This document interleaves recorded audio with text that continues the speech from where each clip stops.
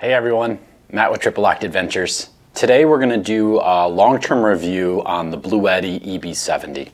I've had this unit for, I want to say, maybe 3-4 years. It's kind of a blur, but I've had this for a decent amount of time. Maybe you can tell from it. It's got some scratches. It's got a bunch of dirt on it.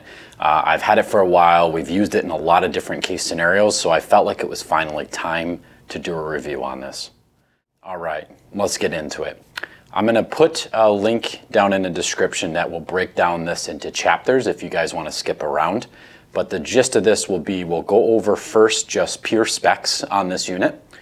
We'll then go over the actual kind of features and use, like how you actually use it, like what buttons you touch, that kind of stuff. Then we'll go over actual use case, like why do you want one of these? Maybe you're already shopping for one. What would be particular use cases for it? And then lastly, kind of tied into that, last chapter will be is why did I buy it? And what have I used it for and what have I not used it for? Also, what has worked and not worked. So without further ado, let's get into the pure specs of this unit and kind of what is it, right? So it is a portable solar generator or just a portable power station. They're kind of called both things. Portable power station is probably the most generic term for it. Portable solar generator is because this has the ability to plug in a solar panel, which I did actually buy one from Bluetti on this. I'll show you guys that later. You can actually plug in a solar panel or panels to this unit and charge it from the sun. So you have like an infinite amount of power in theory. So that's what it is. Let's go over some of the specs on this unit. This is the EB70. Unfortunately, I was just looking up before I made this video. I've had this for so long, I don't actually think they're making this unit anymore, but they are making ones very comparable. There are also other brands on the market as well that make comparable units. So really at the end of the day, and maybe we'll touch upon this at the end, but really when you're looking at one of these units, you're looking at how heavy is it, how large is it, and how much power do you actually need? That's really the questions you need to ask yourself when purchasing one of these units, and then maybe some of the features and stuff like that. Let's get over specs. So the EB70 is a 716 watt hour unit. That translates, I like amp hours. Everybody kind of calls these different things. I personally like to operate in amp hours. I know that's not everybody on the market. That would be equivalency of a 32 amp hour battery. For reference, I'm running a secondary battery system in my Lexus GX460. That's a 200 amp hour battery system, which is larger than most. Most people go with 100 amp hours. Anyway, this unit can power a lot, and we'll go over that with kind of these specs, but it is smaller. So there are bigger units from Bluetti and other brands out there that can power a lot more or for a lot longer too. So this is all kind of use case, so keep that in mind. But anyway, specs. 716 watt hours or 32 amp hours. It has 4 AC plugs in the front that can do a total of 700 watts. So you can power a small TV. You can definitely charge your laptops, your drones, all that kind of stuff. Are you going to be able to run a refrigerator off this, like a portable refrigerator? You absolutely can. I would recommend it on the 12 volt, and we'll go over that later on in the video here. But you can do small, you could probably even do like a super small microwave, maybe, but it is gonna kill the battery in this thing like instantly. 700 watts is that max though, so keep that in mind. You only have 700 watts that you can use total on this AC side. 2 of those you may notice are grounded, 2 of them are not. I don't know if I can feel this here. 2 of them actually have little grounding poles, 2 do not. I find that plenty. I've never really plugged that much into this thing, to be honest, on the AC side. On the DC side, so the direct current side, you've got 2 USB-Cs. I believe they're on the left side here. Those have 100 watts of charging, so that's plenty to do like a MacBook Pro, almost anything.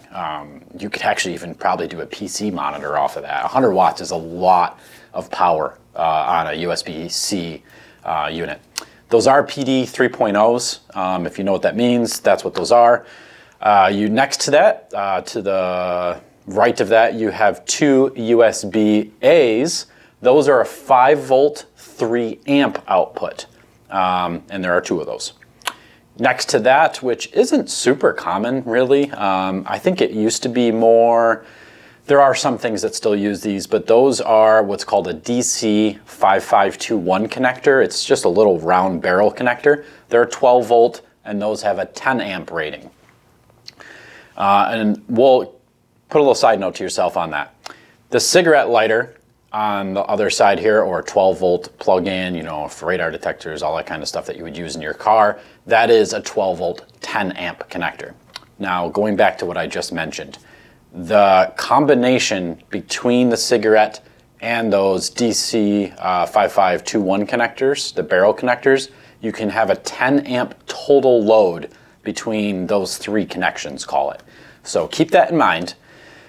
One thing to also keep in mind, cigarette lighter, 10 amps is pretty strong. That is a good number, but there are a few fridges on the market or a few things on the market that need more than 10 amps. So keep that in mind. This will charge. I did a video a while ago, so maybe I'll link that up in the bottom, up to the top right here.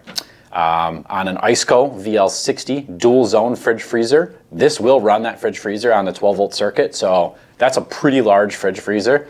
Run time is not amazing, but you know, you could make it a better part of a day before you would need to recharge this thing. So that's good.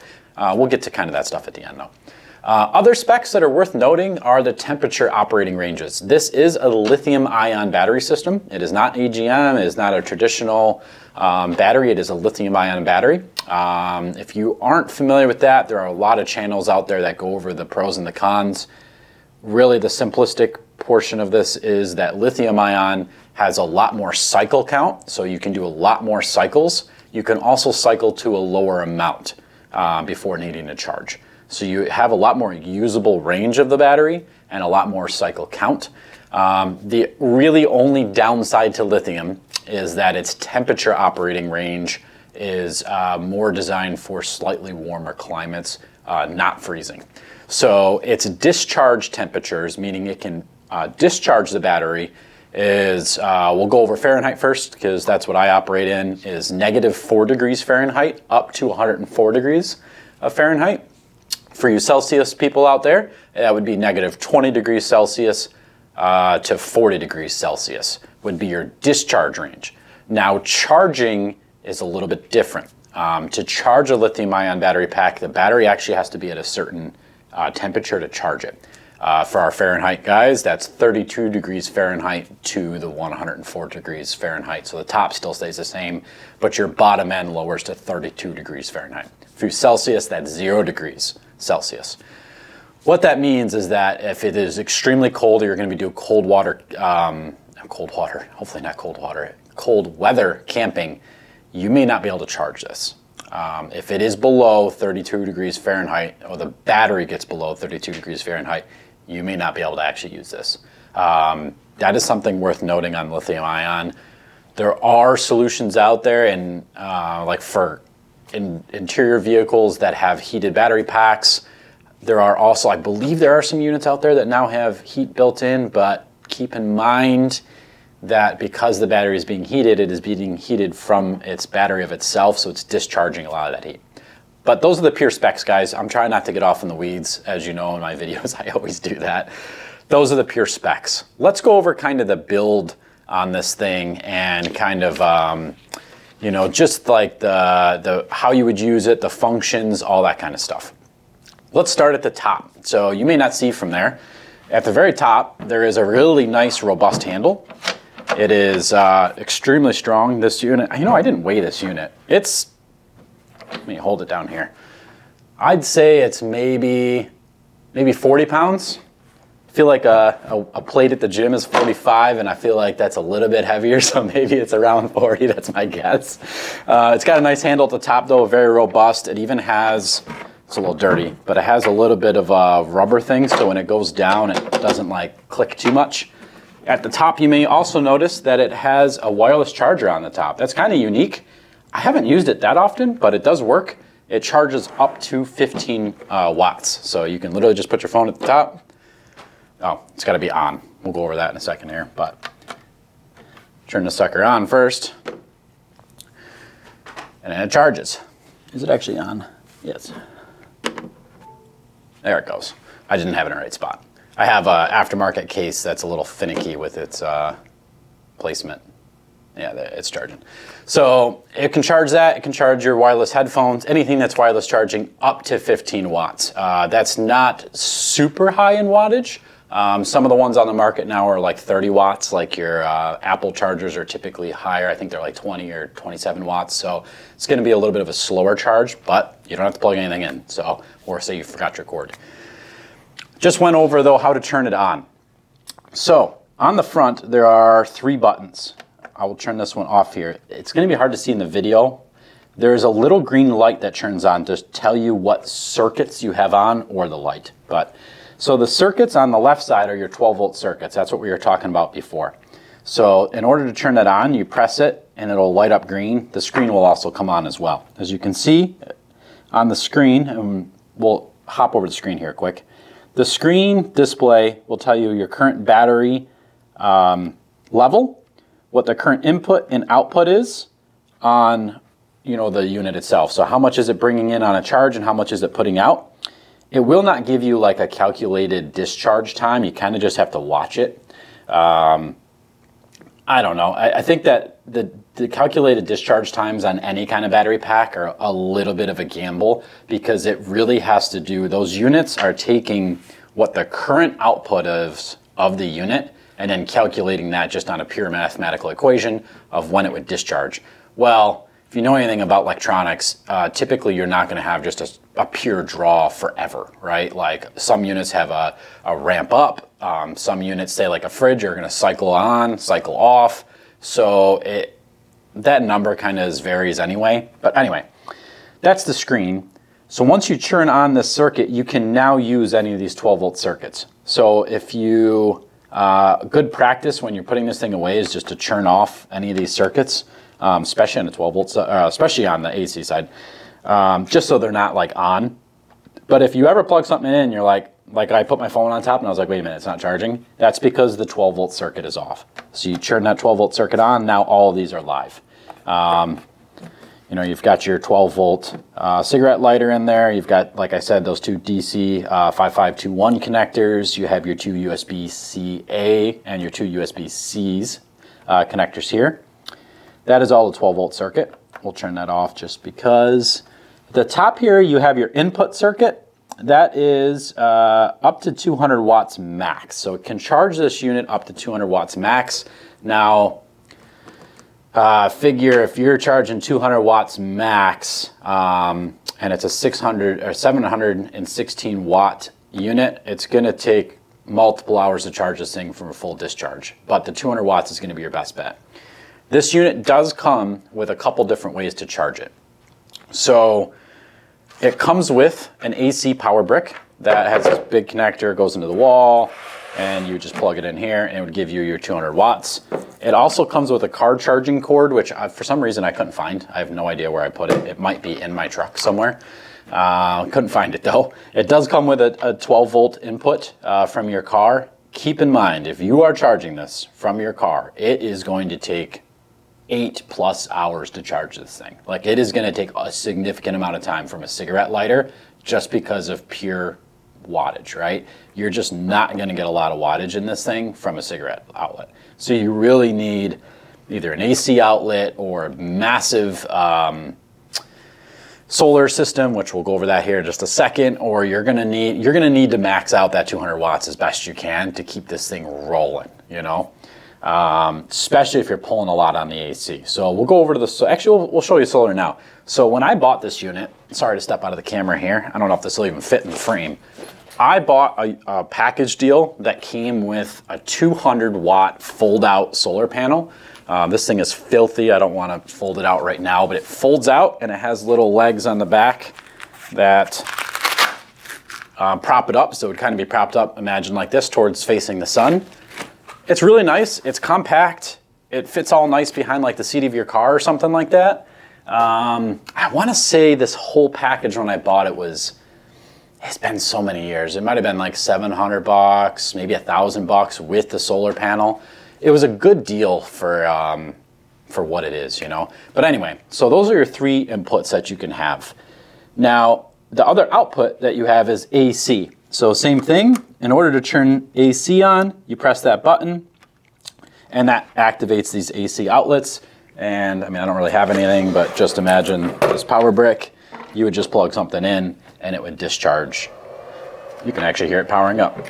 So you saw it started to put some output there. The fan turned on this because it's outputting some power. That thing will probably run for a second because of the capacitors in it. One note, and this is what I kind of wanted to touch on before.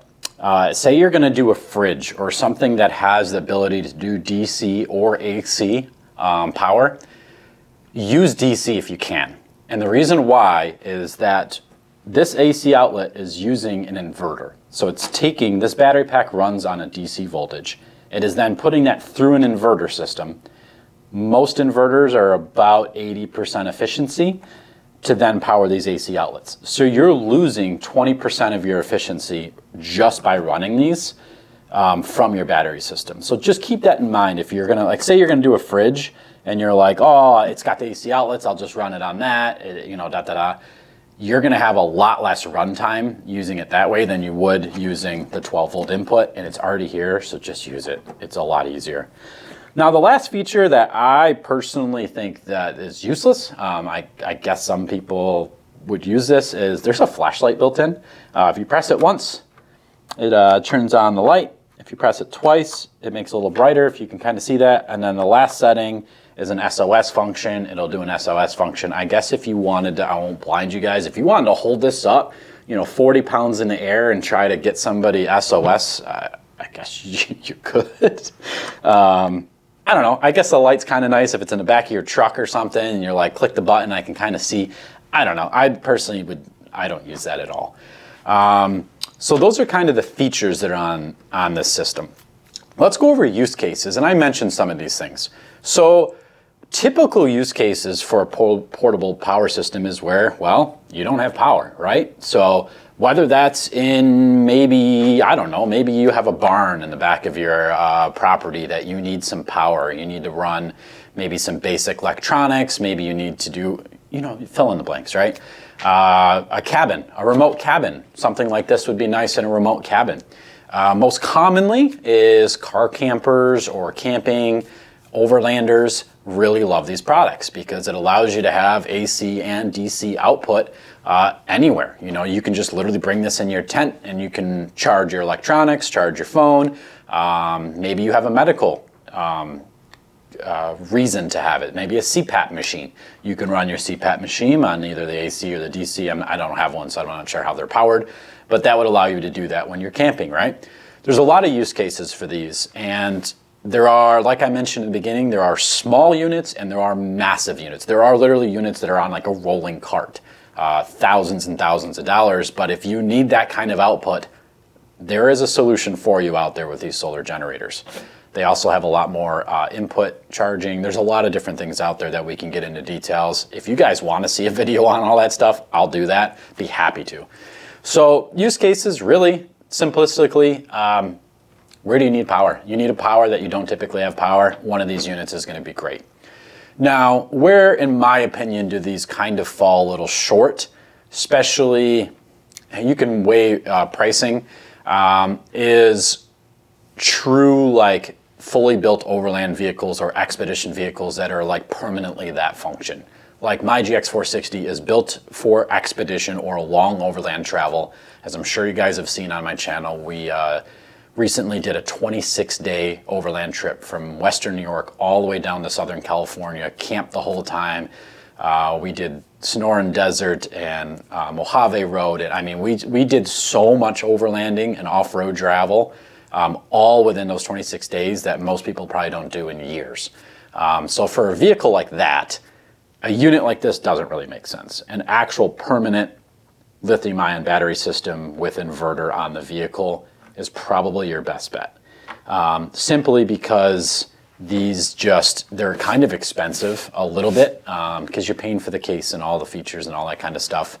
But also to get such a big one that, like, my vehicle's 200 amp hours. To get a 200 amp hour version of one of these, it's massive, right? Where my 200 amp hour system fits between my back seats and my drawer system, and it's nice and slim and hidden out of the way. Also, it charges off the vehicle automatically and it's always there. So I kind of went into the next field, which was my use case, right? So let's kind of throttle back a little bit from that. Why did I buy this, right? Because I just talked about, oh, I have this 200 amp hour system in my car and all these things, right? Well, when I bought my car, I was not going to modify it. Ha, right? So I bought this because we went on a camping trip with a buddy of mine, Tony, and he had a fridge and a freezer in the back of his 4Runner. I don't remember how he was powering it, but I was like, after that trip, he had ice cream while we were camping and cold beers and everything, and I was like, we need a fridge. So we got a fridge and we decided to go with this because we were kind of like, oh, we can take this stuff in and out of the vehicle. And that's where I think these really shine.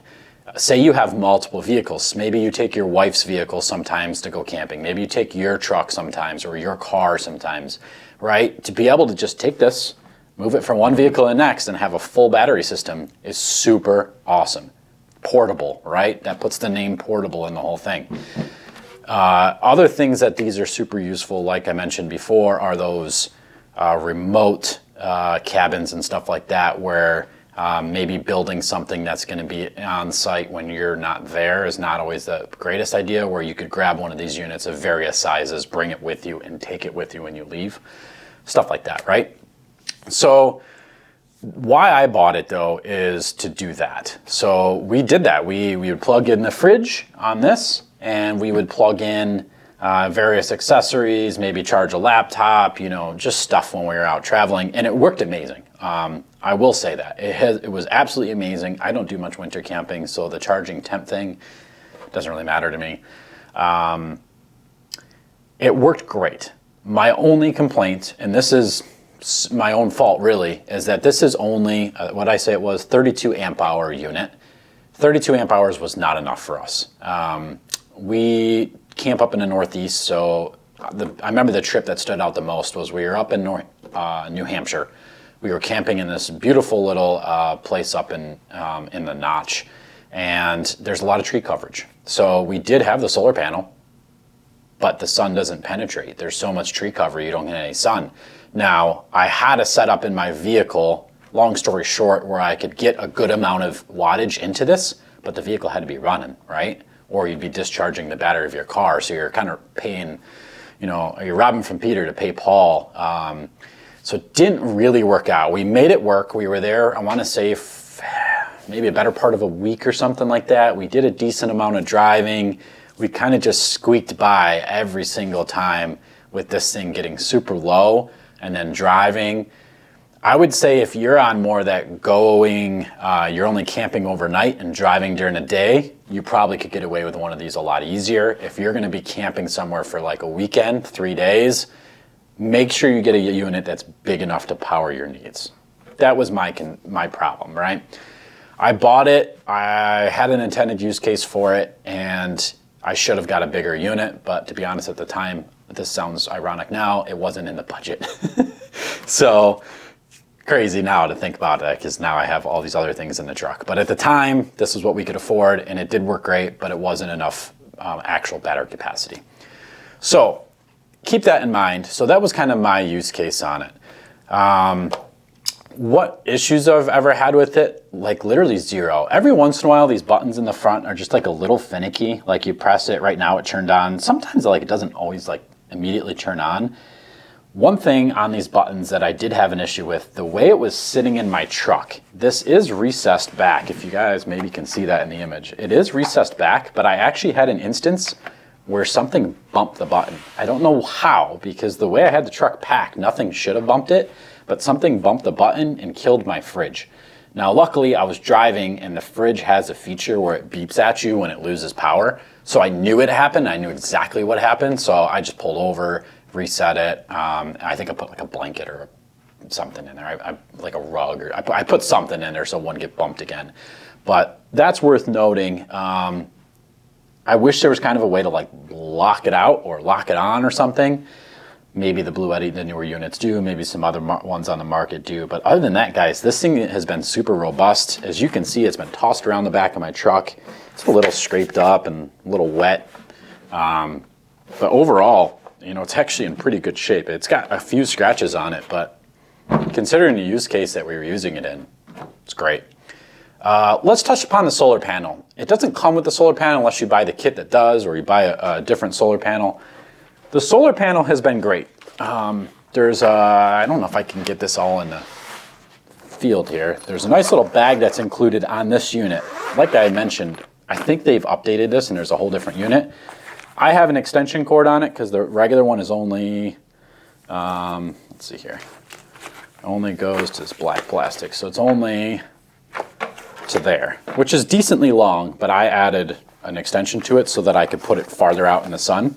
I actually still use this panel for my truck. I used to have solar on the roof, and then I went to rooftop tent, so I no longer have solar. I'm not gonna be able to get that back in the bag, but I still use this actually. So I have a unit, or I have a plug on my truck. I can plug this in, throw it way out in the sun, and still be able to charge the lithium-ion battery system in my truck. It's actually saved me on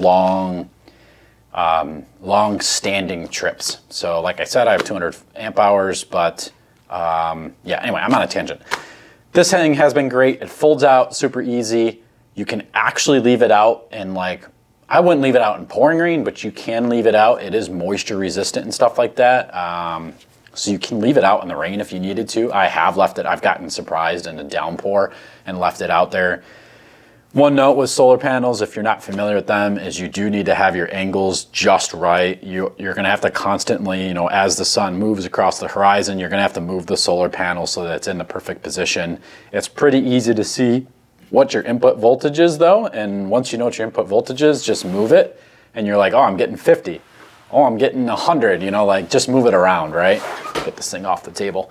So solar panel's great if that's what you need to charge it. I recommend it, especially when it's that small. You can just throw it behind the seat of your truck or your car, throw it in the trunk, and you always have a backup way to charge it, right? Because maybe, God forbid, maybe your car battery dies or something, right? And now you're like, oh, we don't have any way to charge things or whatever, right? You've got this thing as a backup. But those are kind of the use cases, guys. This has been a great unit. I've been super happy with it. I know there's a bunch of units on the market. I'm not specific to this. It's worth noting I was not sponsored in any way. I paid my own money on this, full price.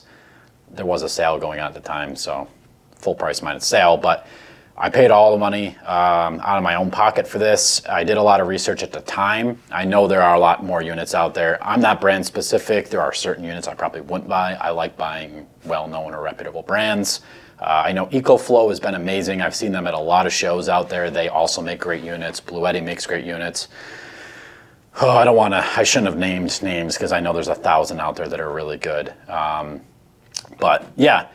Hopefully you guys found this useful. I don't do a lot of reviews on power stuff, and I just kind of was thinking about it this week, and I'm like, I really should do a review on that thing. Like, I use it. I still use it today. Like, I use it sometimes when I want to power some, like, lights and random stuff, or fridge inside, you know, like in the warehouse or something. You know, weird stuff. I use it all the time, actually. I use it to power a laptop when I'm tuning the car, things like that. Like, you can use these things for a lot of things. So, anyway, I'm on a tangent.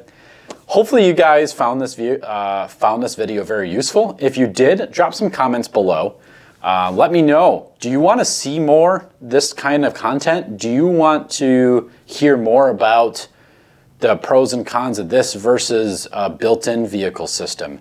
Maybe how about some price breakdowns? Do you guys need help on figuring out how much power you actually need?